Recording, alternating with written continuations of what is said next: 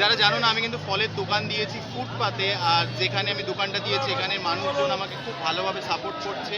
কারণটা হচ্ছে একটাই, ঠিক আছে, এখান থেকে যা ইনকাম হবে সেখান থেকে 40% 60% যাই হবে সেটা গরিব অসহায় মানুষের জন্য, ঠিক আছে, পুরোটাই লাগানো হবে। কারণ দেখো, ফেসবুক শুধু ওই ইনকামে বসে থাকলে পরে হবে না। আমি মানুষের পাশে দাঁড়াচ্ছি, টাকাটা কোথা থেকে আনবো? তাই আমার ইনকাম করতে হবে। ইনকাম করার জন্য কিন্তু আজ আমি ফুটপাতে বসেছি, এবং এখান থেকে যা ইনকাম হবে সেটা মোটামুটি 60-40% গরিব মানুষের জন্য। আর যেই দাদা, মানে যে এখানকার যে হেড, ওই দাদাটাও বলেছে যে উনিও কিন্তু আমাদের সাথে সাহায্য করবে। এর থেকে ভালো কিছুই হতে পারে না। তবে আজকে যে আইটেমগুলো রেখেছি, দেখো তোমাদের বলতে চাই একটা কথা, এই যে আমার এই ফলের দোকান, এই ফলের দোকানে, ঠিক আছে, মোটামুটি যা মাল আছে, একটু নাও এখান থেকে।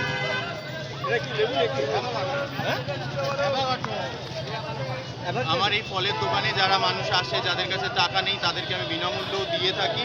আর অনেক সময় পেশেন্টরাও আছে, তাদের কাছ থেকে আমি টাকা নিই না, বা টাকা নিলেও যে পাইকারি দামে যেটা আমি কিনে নিয়ে আসি সেই দামেই মোটামুটি আমি দামটা রাখি। কোনো লাভ ওর ভিতরে আমি খুঁজি না, ঠিক আছে। অসহায় মানুষের কাছে আমার দোকানে সবসময় সস্তাই পাবে।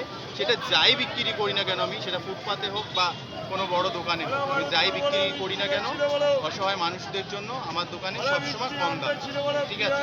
চলো, আর বড়রা একটু আশীর্বাদ করো, আর ছোটরা একটু ভালোবাসা দিও। নতুন দোকান দিয়েছি ফুটপাতে, যেন দোকানটা বড় করতে পারি।